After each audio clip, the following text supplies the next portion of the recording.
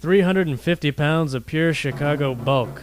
Detective Bob Dirge was one of the more terrifying members of the police force. I've known strong, innocent men to go into his interrogation room and come out bloodily proclaiming their guilt. He was also the partner of Lieutenant O'Malley, and somebody I might need to work with.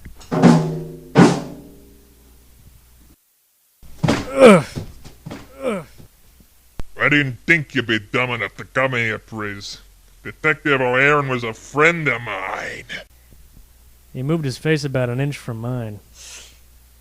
I had no idea, Dirge.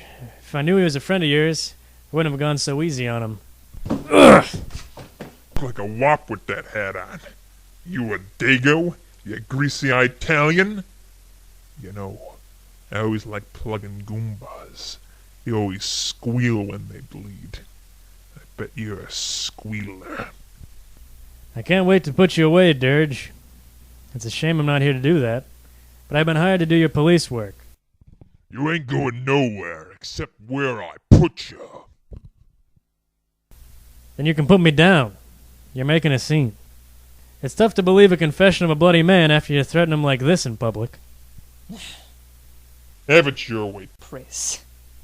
Dirge, one day you're going to wake up and find yourself on the short end of the stick.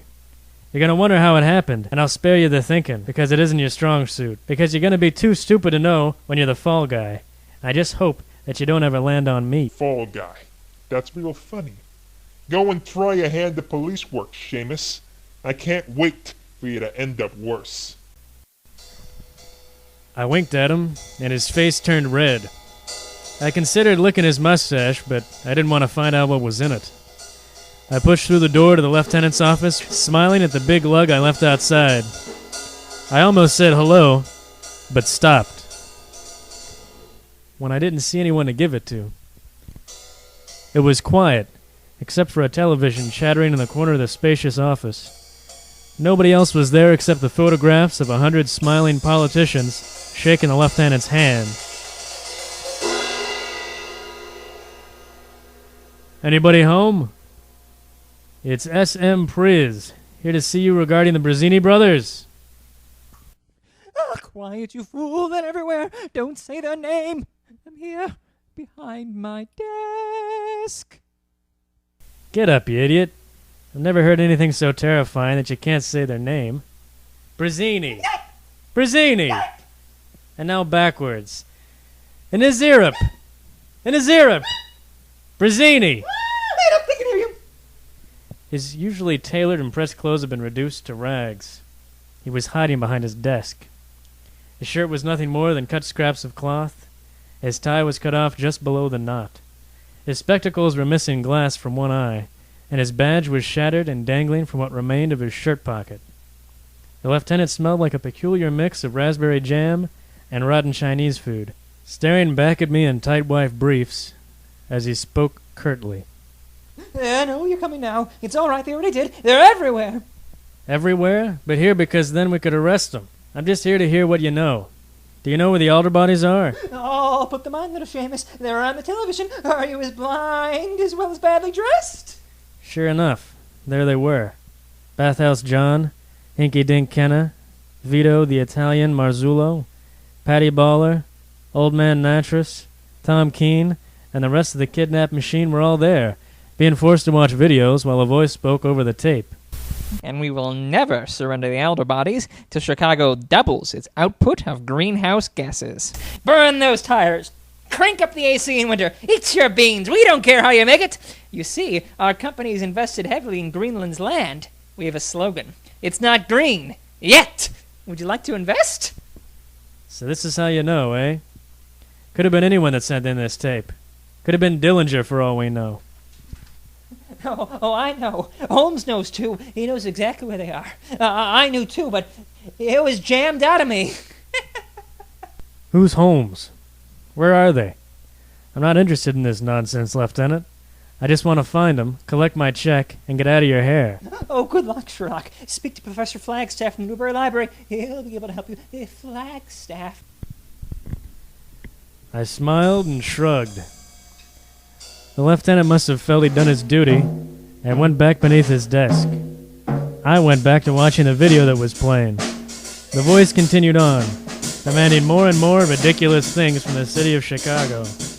They wanted Lake Michigan delivered to their basement, the Thompson Center shipped to Kansas City, the mayor to deliver an apology for any mistake they'd ever made, impossible things that the city would never do, except for the Thompson Center, named after a Republican governor, which is being shipped off glass plate by glass plate to Missouri. I had to hell with the videotape, and to hell with Sherlock Holmes. He may know, but he wasn't telling, and I had to find out. I left the office and was getting ready to visit Lower Wacker Drive when Fast Polly himself intercepted me outside the lieutenant's office. He smiled that famous smile at me and pushed me right back inside. You need a little help in your investigation. How do you know how to appear where you're least wanted? Is that how you always chair the ethics committee? Smartass, like always, Priz. I'm just here to make sure you don't pull any of that University of Chicago bullshit. These are my friends, and I want them back. When you find them, you call my men from downtown. You let them handle things. You hear me? You know, Polly, there was a time when I might have thought about listening to you. But without your friends, you're just an old blowhard in an expensive suit. I'm going to do things my way. But nobody's going to listen to you if you don't. Find your buddies. So why don't you jump in the lake till I find them? And when I do find them, stay in the east side of Chicago. Now get the hell out of my way, you cheap hood, before I decide I don't want to fix your mess. I didn't wait for him to answer, and I nudged my way out of the police station. I smiled at Sophia on my way out. Where to start? Most of the folks that wanted these Alderbodies gone were too honest to do something like this. Fast Polly would do it in a heartbeat if he thought he could appoint them Alderbody successors. But them being away just let Dupree and his friends pass decent legislation. And the Prizinni brothers. Who the hell were they? They dropped altered calendars from an airplane and then kidnapped the city council. What are they, some sort of Dada terrorist group? And why the hell would they hire me, even if a quarter of the police force was like Lieutenant O'Malley?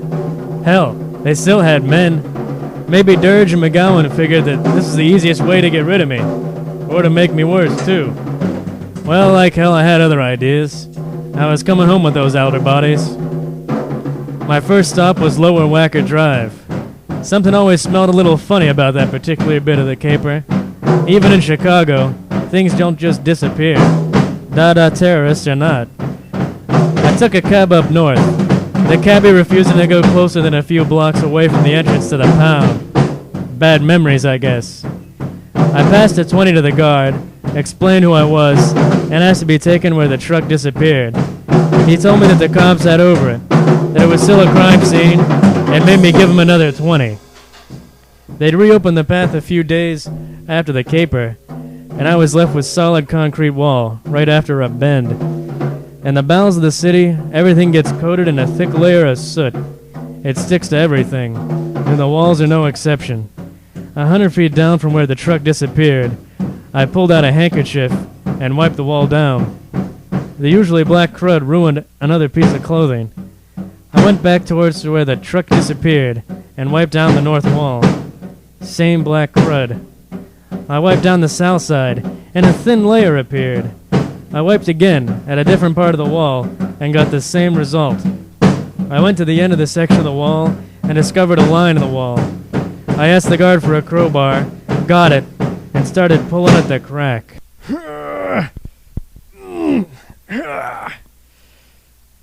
To my surprise, it started to move. Just a little. It didn't particularly like to move, but it could, and it did, opening up into a lane of the city pound. I pulled a little further, enough so I could slip through.